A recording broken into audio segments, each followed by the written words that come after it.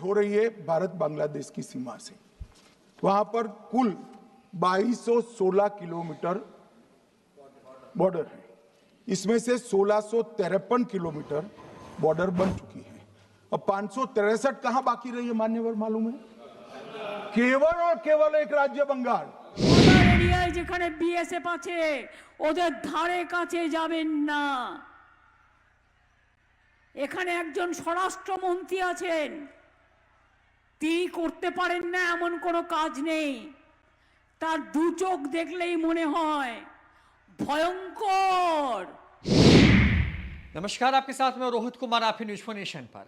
बिहार के चुनाव के बाद अब देश भर की नजर जिस एक राज्य के चुनाव पर आके टिक गई है, या कहें कि जिसकी अब बस बात हो रही है, वो चुनाव है पश्चिम बंगाल का। ममता बनर्जी चौथी बार पश्चिम बंगाल को जीतने के लिए मैदान में होंगी, तो दूसरी तरफ बीजेपी इस बार हर कीमत पर बंगाल को अपने साथ लाना चाहती है। कई तरह की बातें हो रही हैं, कई तरह के दावे किए जा रहे हैं। एसआईआर के बीच में जिस तरीके से एक दूसरे पर आरोप प्रत्यारोप मढ़ा जा रहा है या हमले किए जा रहे हैं, इसने कई एक तरीके से नई सियासत को जन्म दे दिया है। पश्चिम बंगाल में वैसे तो लेफ्ट ने लंबे वक्त तक शासन किया, उसके पहले कांग्रेस थी, बाद में लेफ्ट के गढ़ को ममता बनर्जी ने खत्म कर दिया। ये तमाम चीजें होती हैं वहां पर। उसके बाद अचानक से बीजेपी आती है। न्यूज़ फॉर नेशन पे एक वीडियो है जिसमें आप समझ सकते हैं कि आखिर बीजेपी किस तरीके से शून्य से आज तक के सफर पे महज 15 साल में बंगाल में आ गई है। हिंदू तुष्टीकरण की राजनीति के आधार पर पश्चिम बंगाल का चुनाव तय करने की कोशिश हो रही है, लेकिन सवाल ये कि एसआईआर के बीच जो चुनावी बिसात बिछाई जा रही है पश्चिम बंगाल में, क्या वहां पर खेला होने वाला है? आज की खबर यही है कि बंगाल में क्या खेला होवे। ममता बनर्जी और अमित शाह है। अमित शाह की तस्वीर इसलिए है क्योंकि अमित शाह बंगाल को जीतने के लिए हर संभव कोशिश कर रहे हैं, लगातार लगे हुए हैं। सड़क से सदन तक पश्चिम बंगाल में कई बार जा चुके हैं, कैंप कर चुके हैं, अपने कार्यकर्ताओं के अंदर उत्साह जोश को भरते हुए भी नजर आ रहे हैं। लेकिन इन तमाम चीजों के बीच में पहले इस वीडियो को शुरू करें, उसके पहले एसआईआर के बीच में एक बड़ा महत्वपूर्ण मुद्दा जो है सड़क से सदन तक चल रहा है, मुद्दा है घुसपैठियों को लेकर के।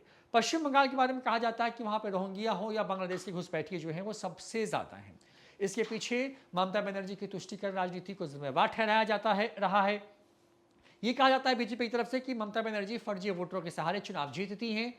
अमित शाह ने सदन में क्या कुछ कहा बांग्लादेशी घुसपैठियों को लेकर के, और उसका जवाब में ममता बनर्जी जो कि पश्चिम बंगाल की मुख्यमंत्री हैं वो क्या कह रही हैं, दोनों के बयान को सुनिए। हो रही है भारत बांग्लादेश की सीमा से। वहां पर कुल 2216 किलोमीटर बॉर्डर है। इसमें से 1653 किलोमीटर बॉर्डर बन चुकी है और 563 कहां बाकी रही है मान्यवर मालूम है? केवल और केवल एक राज्य बंगाल। आसाम का पूरा हो गया, मेघालय का पूरा हो गया, त्रिपुरा का पूरा हो गया, जम्मू कश्मीर का पूरा हो गया, पंजाब का पूरा हो गया, राजस्थान का पूरा हो गया, गुजरात का पूरा हो गया, खाली बंगाल का बाकी रखा है। और मैं आज कहना चाहता हूं टीएमसी के लोगों को भी, ये राहुल जी के साथ में रहकर घुसपैठिया बचाओ यात्रा बिहार में निकली, साफ हो गए। आप भी घुसपैठियों को बचाओगे तो वहां भारतीय जनता पार्टी का विजय तय। मान्यवर, ये कहते हैं कि घुसपैठ क्यों हो रही? आप बॉर्डर नहीं बनाने देते, फेंसिंग नहीं करने दोगे, घुसपैठ नहीं होगी। फिर भी चलो, मैं पूछना चाहता हूं कि घुसपैठ होकर सबसे पहले घुसपैठिया कहां था? এটা মাথায় রাখবেন। শুধু আমার একটাই অনুরোধ, বর্ডার এরিয়ায় যেখানে বিএসএফ আছে ওদের ধারে কাছে যাবেন না। এখানে একজন স্বরাষ্ট্রমন্ত্রী আছেন, তিনি করতে পারেন না এমন কোনো কাজ নেই। তার দু চোখ দেখলেই মনে হয় ভয়ঙ্কর। দুর্যোগের বার্তা, দুরভিসন্ধি, এক চোখে তার দুর্যোধন আর এক চোখে তার দুঃশাসন। তিনি বলে দেয় এদের সব বাংলাদেশি বলে বাদ দিয়ে দাও, এদের রোহিঙ্গা বলে বাদ দিয়ে দাও। আর দিল্লির কিছু গদি মিডিয়া আছে, আমি সাংবাদিকদের দোষ দেব না, তারা চাকরি করে, তাদের মালিকরা বিজেপি শিখিয়ে দেয়, একটা মালপোয়া খায় না মাথায় দেয়, নিজের চরিত্র গঠন করতে পারে না, সেই মালপোয়া এদের শাসায় মালিকদের। আর মালপোয়ার সাথে বসে এরা একটু রসকদম্ব খায় আর একটু মালপোয়া খায়, আর মালপোয়া খেয়ে ভয়ে माथा नीचू করে থাকে। अरे ভয় পান কেন? तो बयान में यही है कि अमित शाह कह रहे हैं कि पूरे बांग्लादेश के चारों तरफ जो है घेराबंदी कर दी गई है। एक तरीके से कहें कि जो कटीले तारों से जो बॉर्डर तय किए जाते हैं वो हो गया है, लेकिन बंगाल में नहीं हो पा रहा है। इसके पीछे ममता बनर्जी हैं। ममता बनर्जी कह रही हैं कि भाई बीएसएफ तो आपके अंदर में है, हम तो उधर जाते भी नहीं हैं।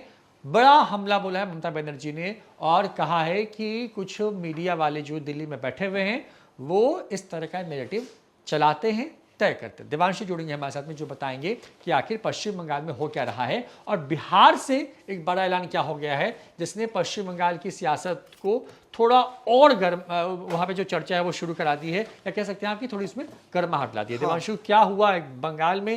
क्या खेला होने जा रहा है एसआईआर के बीच में?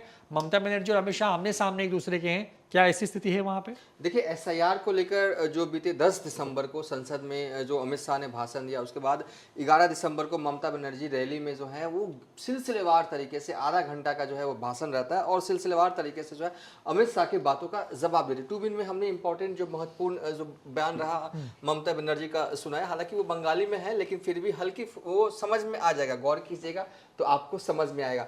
तो कुल मिलाकर कहें कि एसआईआर को लेकर बंगाल में बड़ा कुछ होने जा रहा है और कितने क्या कुछ हो रहा है अपडेट वो हम देंगे, लेकिन बिहार का इन्वॉल्वमेंट जो है वो अब बंगाल में इस बार लग रहा है रोहित बढ़ने वाला है। 2021 में जदयू जो है वो 16 सीटों पर विधानसभा चुनाव जो है वो लड़ी थी। हालांकि सफलता तो छोड़िए, बहुत ही खराब परफॉर्मेंस रहा था, हाँ वो वाली स्थिति जो है वो रही, वो तो बात की बात है। लेकिन सबसे बड़ा सवाल है कि क्या तेजस्वी यादव इस बार चुनाव लड़ने वाले हैं? पिछली बार नहीं लड़े थे, प्रचार किया था, कोलकाता में किया था, रैली किया था, रोड शो किया था, किसके लिए किया था? ममता बनर्जी के लिए जो है उन्होंने मेहनत से काम किया था। यहाँ तक कि खुद नहीं, पार्टी के जो और भी वर्कर्स को जो है वो पटना से, बिहार से या कहें कि गए थे। याद होगा छोटका लालू जी के नाम से जो विख्यात हैं, उन्होंने कैंपेन चला रखा था, कई दिनों तक जो है वो कोलकाता में रहे थे तेजस्वी यादव के आदेश के बाद। तो ये इन्वॉल्वमेंट रहा कम से कम कि भले ही तेजस्वी यादव चुनाव नहीं लड़े थे 2021 बंगाल का, लेकिन वो दिखाई दिए थे और खूब अच्छे से प्रचार किया था। हालांकि तेजस्वी यादव जो है वो दीदी को कभी 20 में भी नहीं उन्होंने बुलाया था प्रचार करने के लिए, 24 लोकसभा में भी कभी नहीं बुलाया और 25 में भी जो है वो नहीं बुलाया। हालांकि अखिलेश यादव को बुलाया। कुल 22 विधानसभा सीटों पर जो है तेजस्वी यादव ने अखिलेश यादव, यूपी वाले अखिलेश यादव से प्रचार जो है वो कराया था। लेकिन ममता बनर्जी से शायद उनको लगा नहीं होगा कि ममता बनर्जी की कोई जरूरत है, तो उन्होंने जो है वो नहीं बुलाया। खैर, अब क्या होना है महत्वपूर्ण तो आगे की बात है, ये सब तो पास्ट वाला बता रहे थे। आगे क्या चुनाव लड़ेंगे? अभी तो सब कह रहे हैं कि विदेश गए हुए हैं, तो सो हम भी कह देते हैं कि विदेश गए हुए हैं। हालांकि हमको कुछ ऐसा कुछ नहीं कि कुछ विशेष जानकारी है, सब कह रहे हैं, सब जगह यही बात कह रही है, नेतागण कह रहे हैं। तो वो जब वो लौटेंगे पटना तो क्या होने वाला है? पहले तो उन्हें बिहार संभालना है, बिहार को लेकर रणनीति बनानी है, पार्टी को लेकर कई फेरबदल होंगे, ये तय है। और मतलब कि एक नहीं कई फेरबदल जो है वो आरजेडी में अब होने हैं, जिसकी जो है वो रूपरेखा तैयार कर ली गई है। तेजस्वी के आते आते जो है वो सब कुछ इम्प्लीमेंट होना, ये तो बिहार के लेवल पे होना है। लेकिन सवाल ये कि जो पिछली बार तेजस्वी यादव ने कहा कि हम जो है अनकंडीशनल सपोर्ट जो है वो दीदी को देंगे, क्या इस बार भी अनकंडीशनल सपोर्ट देंगे या फिर चुनाव लड़ने का मन जो है बना रहे हैं? इस पर हम आएंगे। लेकिन आज तेज प्रताप यादव उनके बड़े भाई हैं, हालांकि उनकी अपनी पार्टी है, उन्होंने ऐलान कर दिया कि वो जो है वो बंगाल में जो है वो चुनाव लड़ेंगे और जब हम उनके पास में बैठे हुए थे तो बंगाल से किसी शख्स से वो वीडियो कॉल पर बात भी कर रहे थे और चुनाव के मद्देनजर बात कर रहे थे, यानी कि वो सीरियस हैं, वो चुनाव लड़ेंगे। हमने पूछा कितनी सीटों पर चुनाव लड़ेंगे, क्या आपने विधानसभा कुछ सोचा, ये वो कौन कौन सा? तो उन्होंने कहा कि नहीं, हम कई विधानसभा सीटों पर चुनाव लड़ेंगे। जेडीयू का क्या है, देखिए पिछली बार देखिए भी जदयू जो है वो एनडीए में थी, इस बार भी जो है वो एनडीए में, लेकिन पिछली बार बीजेपी वालों ने जदयू को साथ नहीं रखा था। लेकिन ये चीज देखने को मिला है कि लोकसभा इलेक्शन 2024 के बाद बाद एक बीजेपी की स्ट्रैटेजी जो है वो बदली है। पहले भी देखिए लोजपा जो है वो बिहार से इतर बाहर भी चुनाव लड़ते रही है, एनडीए का हिस्सा भी रही है, लेकिन बाहर वो एनडीए का हिस्सा नहीं रही है। लेकिन झारखंड इलेक्शन 2024 जो दिसंबर में हुआ, दिसंबर 2024 में, उसमें देखा कि बीजेपी की स्ट्रैटेजी ये रही कि हम जदयू को भी साथ रखते हैं, लोजपा को भी साथ एक रखते हैं। जो हम कहते हैं ना बिहार एनडीए, वो एनडीए ऐसा ना हो कि बाहर दूसरे राज्य में जाए तो वो एनडीए दिखाई ना दे। हालांकि यूपी इलेक्शन जो बीते हुआ था उसमें जदयू चुनाव लड़ी थी, लेकिन एनडीए का हिस्सा नहीं थी। लेकिन पिछली बार देखने को मिला कि जब झारखंड में चुनाव हो रहे थे तो बीजेपी वालों ने ये स्ट्रैटेजी बदली, जदयू को भी अपने साथ रखा, लोजपा को भी जो है अपने साथ रखा। और उनके जदयू के विधायक भी बने सरयू राय, और लोजपा के चतरा से जो है वो विधायक भी बने जनार्दन पासवान। लेकिन अब सवाल यह है कि क्या चुनाव बंगाल जो है वो लड़ने वाली लोजपा लड़ेगी? लोजपा मन बना चुकी है। चिराग पासवान ने खुद ऐलान किया था कि क्यों नहीं, वो चिराग पासवान बिल्कुल तैयारी कर रहे हैं चुनाव लड़ने की, लेकिन उनकी पूरी कोशिश होगी कि एनडीए के बैनर तले लड़े। जदयू में क्या चल रहा है अंदरूनी रूप से, जदयू भी इस बार भी चुनाव लड़ना चाहती है, लेकिन एनडीए के बैनर तले, क्योंकि जिस तरीके से बिहार में प्रचंड जीत जो है वो मिला है ना, 202 का आंकड़ा टच हुआ है, उसके बाद कहीं ना कहीं, और जिस तरीके से झारखंड में बीजेपी ने साथ रखा, तो हो सकता है कि इस बार बंगाल इलेक्शन में भी साथ रख सकते। क्यों साथ रखें, इसका भी हम जवाब देते हैं, क्योंकि देखिए हवाई बातें हम नहीं करेंगे। एसआईआर वाला कई बातें कहना है, वो हम वीडियो के लास्ट में कहेंगे, क्या अपडेट्स हैं, और कई लोग ना आंकड़े पर आना चाहते हैं तो आंकड़े भी हम आपको बताएंगे। लेकिन सबसे पहले इस पे हम आ जाते हैं। रोहित, बिहार बंगाल बॉर्डर पर विधानसभा, देखिए ये है बंगाल का मैप, यहाँ से शुरू होता है, यहाँ संभवतः दार्जिलिंग है, आप गए भी थे, तो यहाँ से ऐसे होते हुए ऐसे ये पूरा पश्चिम बंगाल है। तो पूरा बंगाल कहाँ है? इस साइड है, बांग्लादेश को कहते हैं पूर्व वाला बंगाल, और ये बॉर्डर वाला एरिया है, ये बिहार है हमारा, ये पूरा बिहार है। जो दर्शक है वो तो सब समझ ही रहे होंगे, लेकिन फिर भी हम बता रहे हैं। और यहाँ से जो शुरू होता है ना, ये सब बंगाल की विधानसभाएं हैं, यहाँ तक आती हैं, ठीक है, यानी कि इसकी सीमा जो है वो बिहार से लगती है। कुल ये विधानसभा है 13 के नाम हम आपको इधर बता देते हैं, आप ही अगर पढ़ के अगर देखिए तो ये फांसी देवा सुरक्षित सीट है, चोपड़ा है, गोल पोखर है, इस्लामपुर है, चाकुलिया है, करदघी है, चंचल है, हेमंताबाद है, हरिचंद्रपुर है, रायगंज है, रतुआ है, इताहर है, और मानिक कचक जो है वो विधानसभा सीटें हैं। कुल 13 विधानसभा सीटें, जैसे देवांशु